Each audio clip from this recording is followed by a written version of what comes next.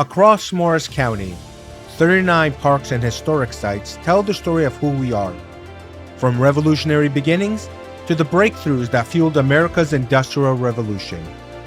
These landscapes preserve the farms, forests, villages, and the innovations that shaped the nation.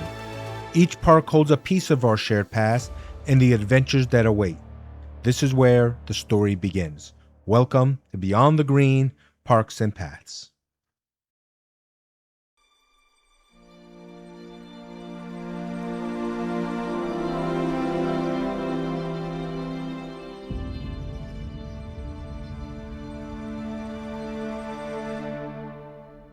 Hey everybody, and welcome to Beyond the Green, Parks and Paths. We are sitting here at Historic Speedwell inside what is the Vail House. I'm sitting here with Melanie Bump, who is the Curator of Collections and Exhibits for the Morris County Parks Commission. Melanie, welcome.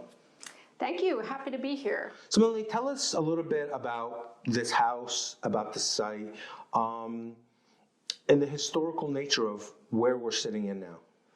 So the Vail House is a great place to talk about the history of the property and the people that lived here and worked here and were enslaved here as well.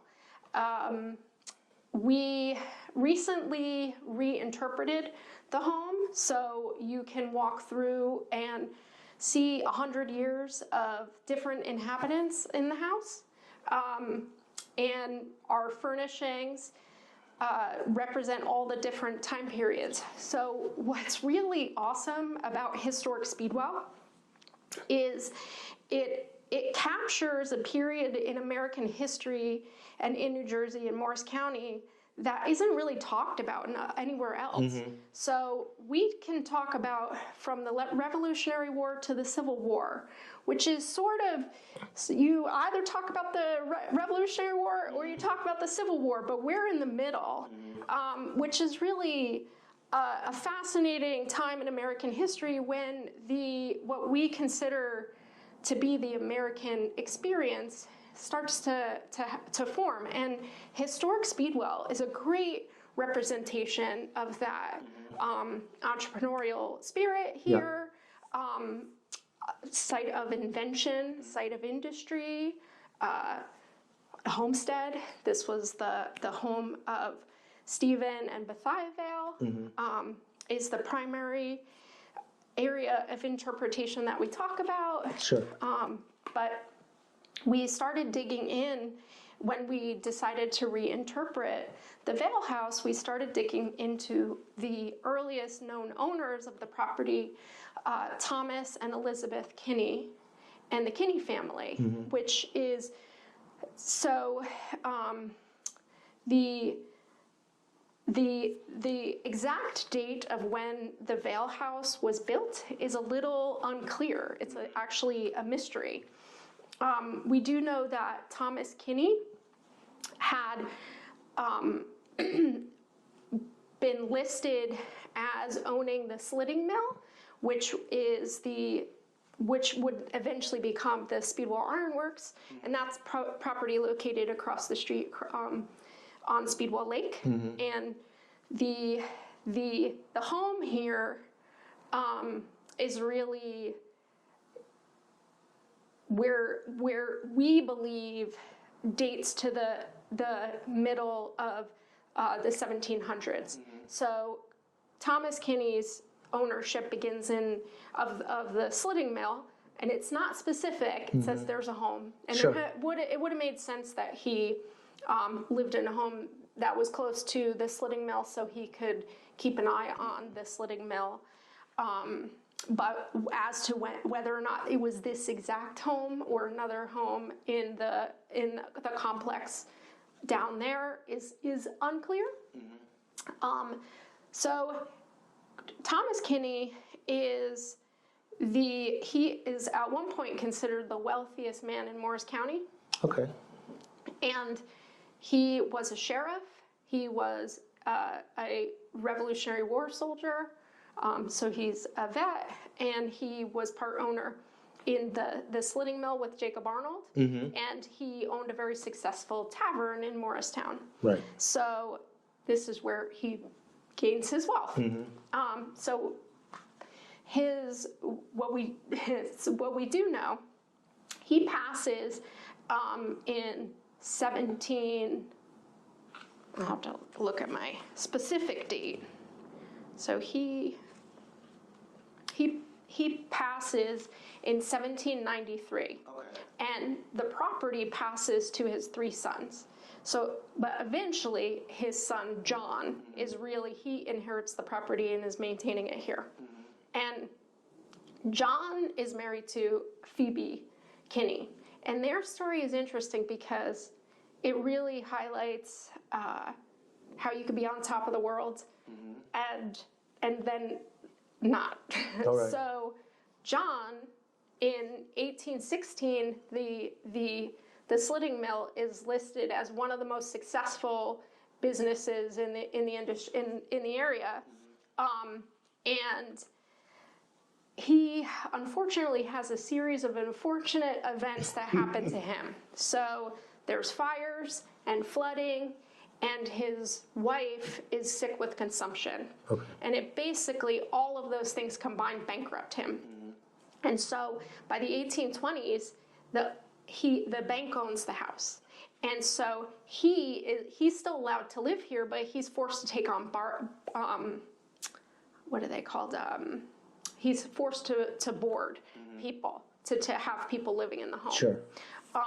So at that point, his daughter actually ends up selling the property to the Canfield family, Dayton Canfield.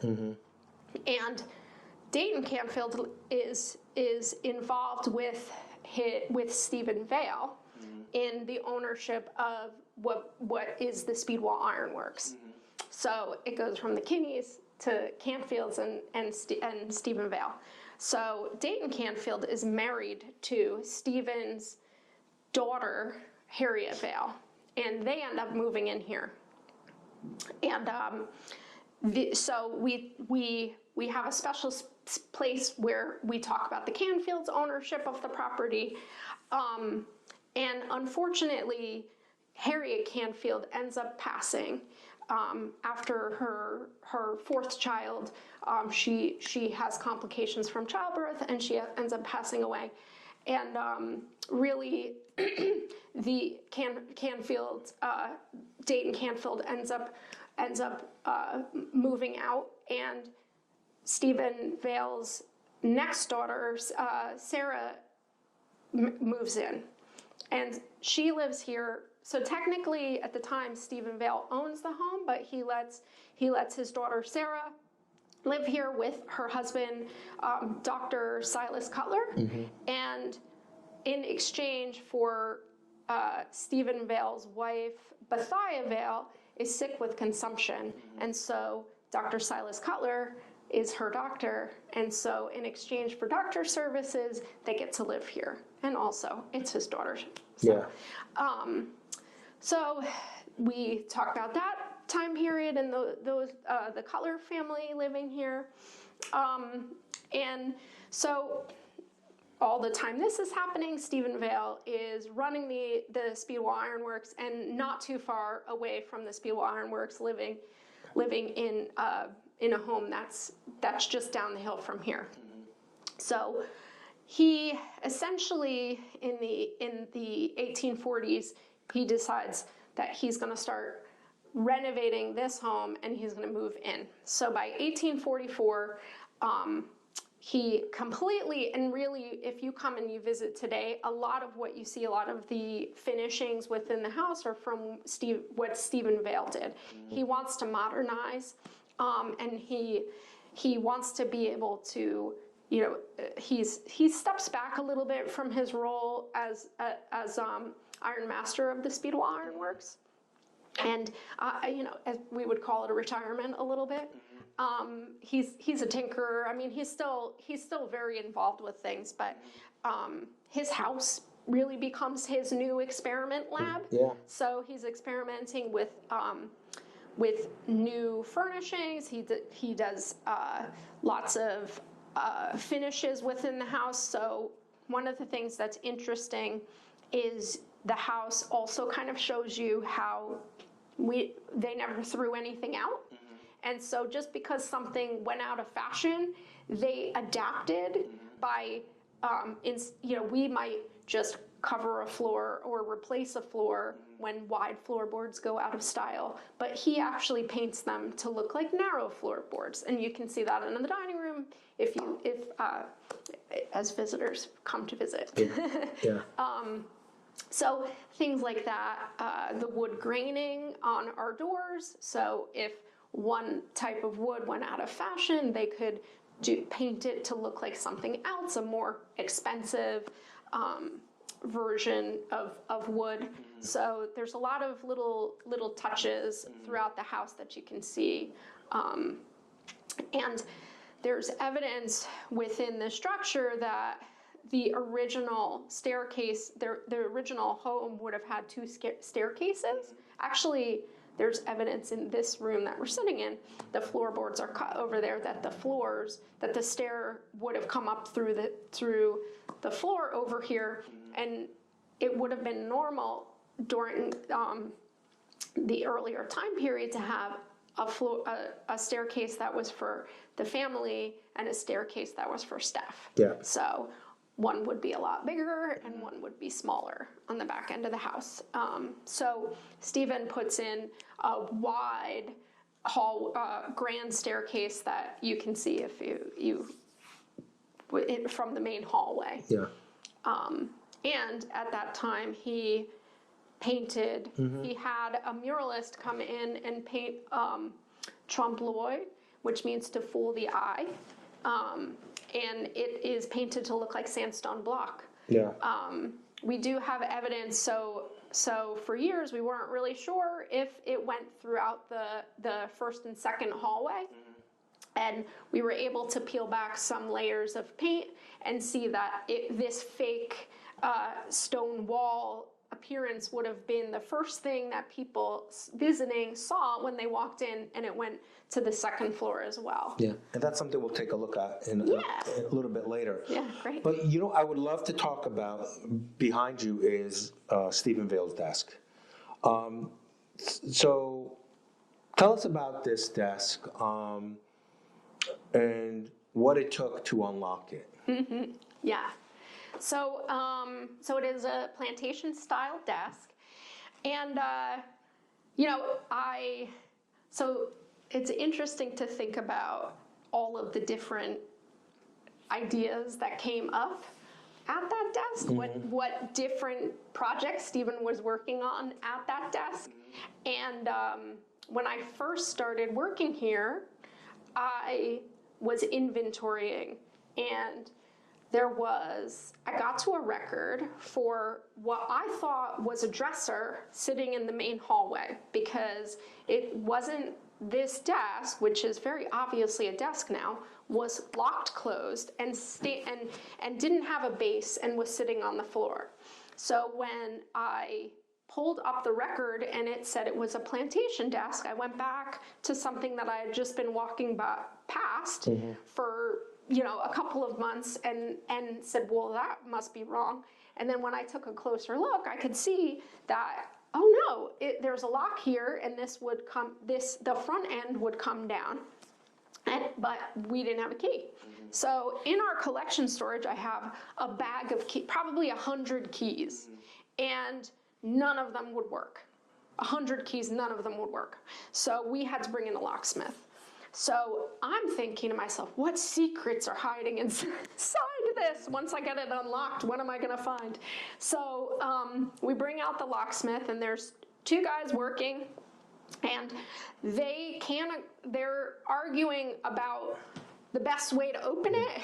So, Now these locks, this is side drape. yeah, Here yes. in Morristown. Yep, Morristown, which we've worked with before. They help us making skeleton keys all the time. So Yeah. I really, as part of it, once they got it open, I asked them, can you make a key so that we don't have to worry if this thing gets locked again? And they both said that in order to make a key to unlock this, the lock was so complicated that we would need a silversmith to create. They couldn't figure out what the prongs would have looked like on this key. So needless to say, we don't have. It now stays open, but we do know Stephen was very concerned with security. Yeah. So he had a bunch of locks on here, and unfortunately, Yeah. all of the secrets. Well, I shouldn't say so. So we got it open, and there was a bunch of random spools of thread, a tooth. I don't know whose tooth. Honestly, it looked like maybe not a human tooth. Okay. It's a little big. But Sure. when you work with collections, you have all sorts of weird things But in the collection. I'm just wondering, when they opened it up, there must have been such, was it one of those things you knew they were going to get it open that day? Yeah. So the anticipation was really high, almost like Yeah. getting to open Al Capone's safe. Yes, that's what I'm like. A missing journal or something. Right. Who knows Right. what was going to be in there? And then You get a it was tooth. a tooth. It was a tooth. But okay, it makes a good story. Sure. So yes, somewhere I have a film because I knew the moment they were gonna open it. So I filmed it. Okay. So I have them opening it. Okay. Somewhere in my records. Okay. But one of the other fun things about Stephen and being concerned with locks, we have a giant safe that has a whole bunch of fake locks on it. So you have to turn this, and there's a keyhole, but it's just pretend. Okay. And so there's only one way to get into it, and you have to push something aside. So it was a decoy. Okay. So yeah, he I guess he had well, so Stephen Vail kept lots of journals, and we have 14 of his journals, and That spans how many years? it's I have the exact number here. So let's see, it's 1825 to 1865. So 40 years. 40, yes. Okay. Actually, what's interesting, we can talk more about the journals, but they're probably not something that he wanted anybody to read. So, I like to think that maybe that's one of the reasons he had things locked up. Not only valuables need to be locked up, but your innermost thoughts. Sure, A lot of times we're locking those up too. But yeah, the journals are phenomenal.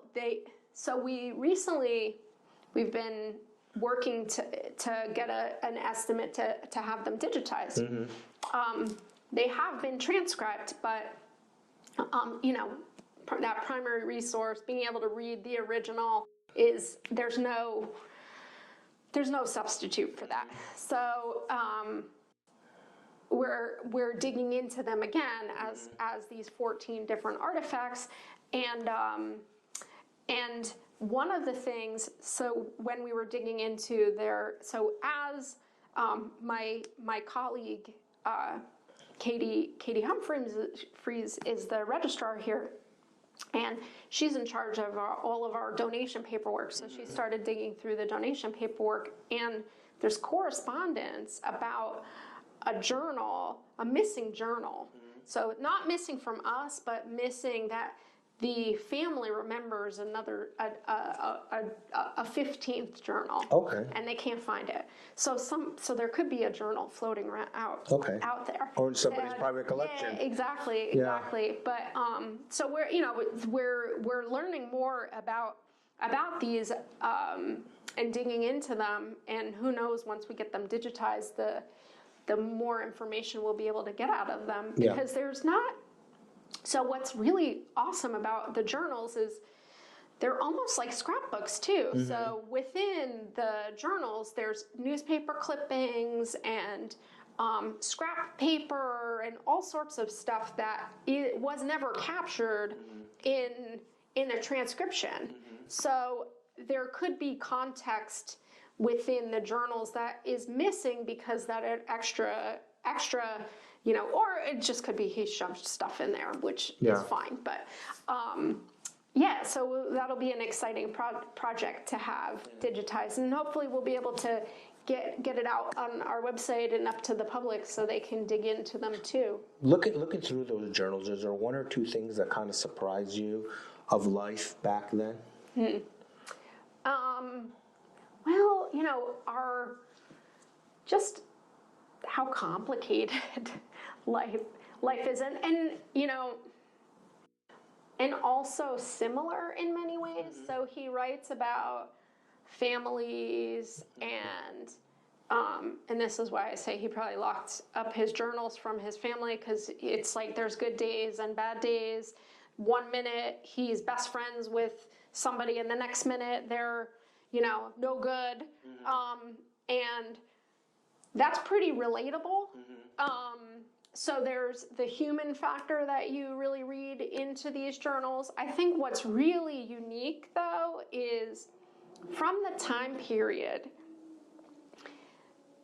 most journals during this time, most journals that I've seen are usually like a day book. I planted potatoes today.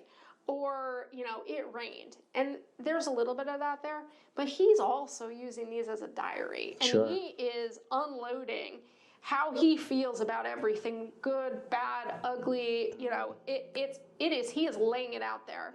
And so you really, really get to see the relationships, and there's a lot of names that are well known in Morris County history that come up that he is related to, that he is business associates with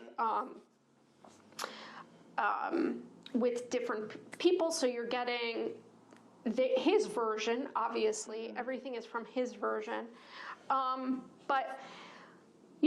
We in the past, the journals have been really helpful in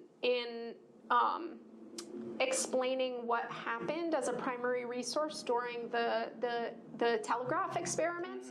So he's writing about Samuel Morris coming here and his son Alfred Vail, and him being impatient about the progress of the telegraph, because inventions don't happen at the speed of light like he would like. And so one of the really awesome things we have in the collection, we have 2 paintings that Samuel Morris painted of Stephen and Bethiah Vail. And in our journals, we have excerpts from his journals of when Samuel Morris was here painting them, and we know that while he was here, he got sick, and Bethiah nursed him back to health. Interesting. And so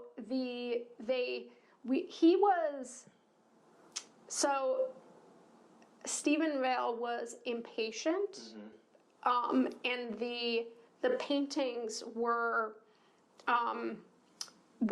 a answer to that, but they were also an appreciation of what Bethiah had done for him while he was sick. Got it.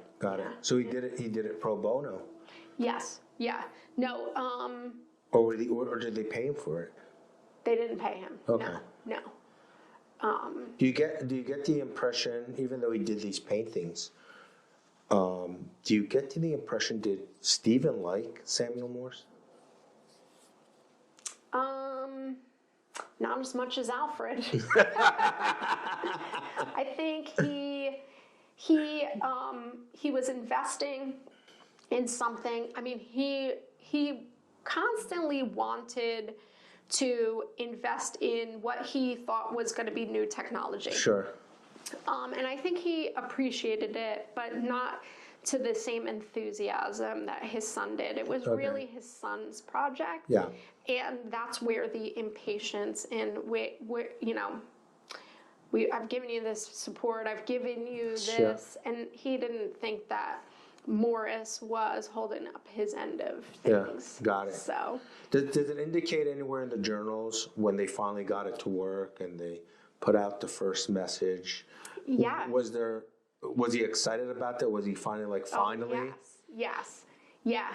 We do have some mention of that.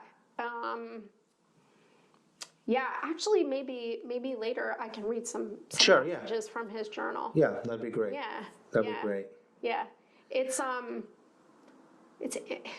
sometimes he's really descriptive about things, and sometimes it's just like, oh, this happened today. I don't know if he realized the impact of the project. I think he was just happy, and honestly, at the time, it took a while for the telegraph to become successful. Sure. It was delayed gratification. Yeah. And he was not a Yeah. delayed gratification kind of guy. He's an instant gratification yeah, guy. exactly. Yeah. So, even after the demonstration here, it was really years before the technology was adopted. Yeah. And I know the really digging into the meat of the telegraph, that'll be a conversation in the factory exhibit. Yeah. But being able to have the primary resource of what happened in Stephen's journals from his accounts of what happened is really, really awesome. Yeah. And something that actually he wasn't living in this house at that time. Wow. Okay. So, because all of that happens in 1838, so he would have been living in a different home. But let's see. So the Canfields would have been in the home. So I'm sure he's visiting them all the time. But yeah, exactly. But yeah, so the the house and who lived here at what time allows us to really tell so many different stories. And it's just, I love this house. It's a great space. It just feels like I could see a family living in yeah, but you can also feel the history here as well. Yeah, exactly. And we are fortunate to have some original artifacts from the Vail family and the Lidgerwood family. Yeah, and we'll take a look at those a little bit later. Yeah. And to say, we were up here earlier and we heard somebody was knocking on the door earlier, and you went down, there was nobody there. I'm not saying the house is still occupied by anybody, but you never know. Oh yeah. Right? Yeah, definitely. So why don't we go and look into the hallway here, and we'll take a look at where they painted the wall to look like it's stone. Yeah, absolutely. Okay, Sounds let's go great. take a look. Thanks. Next time on Beyond the Green Parks and Paths, we're back at Historic Speedwell for part 2 of our tour inside the Vail House. Join us and Curator Melanie Bump as we uncover more stories and hidden details that shaped Stephen Vail's legacy and fueled America's early industrial revolution.